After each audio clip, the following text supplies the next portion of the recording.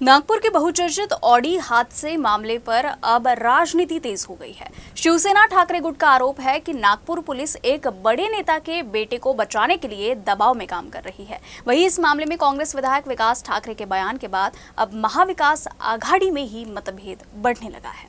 विकास ठाकरेंचं म्हणणं मला अनाकलनीय हे मी कालच म्हटलं, पण असू शकतं काही स्थानिकचं राजकारण असू शकतं, काही गिव्ह अँड टेक कल्चर असू शकतं, त्यांचं त्यांना लखला, मला त्यात काही फार पडायचं नाही आहे आणि माझ्या काही फार अपेक्षाही नाही आहेत की कोणी लढायला माझ्यासोबत असलं पाहिजे। मी ठामपणे काही गोष्टी मांडण्यासाठी, म्हणून की कायदा सगळ्यांच्यासाठी सारखा आहे। एकीकडे चंद्रशेखर बावनकुळे असे म्हणजे एका पत्रकारांना बाजूला घेऊन, सगळ्यांना एकत्रित नाही, एका पत्रकाराला बाजूला घेऊन असं सांगतायत की निष्पक्ष चौकशी व्हावी, फार दबक्या आवाजात सांगतायत की निष्पक्ष चौकशी व्हावी। कशी निष्पक्ष चौकशी होणार आहे बरं?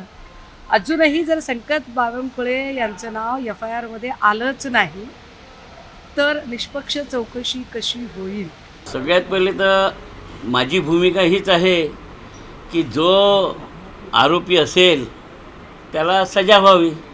मी काही वेगळी भूमिका नाही घेतली आहे आणि ज्याच्या कोणाच्याही हातानं गुन्हा झाला असेल त्याला सजा व्हावी हीच माझी भूमिका आहे। त्या दिवशी मी सांगितलं, परंतु माझी भूमिका जर आरोपीला पोलीस वाचवतील तर बाहेरून येणाऱ्यापेक्षा हा विकास ठाकरे नागपुरात एकटा भारी आहे आणि त्यांच्यावर कारवाई करून दाखवेल एवढी क्षमता माझ्यामध्ये आहे आणि ती मी अनेकदा दाखवली आहे लोकांच्या अडीअडचणीत।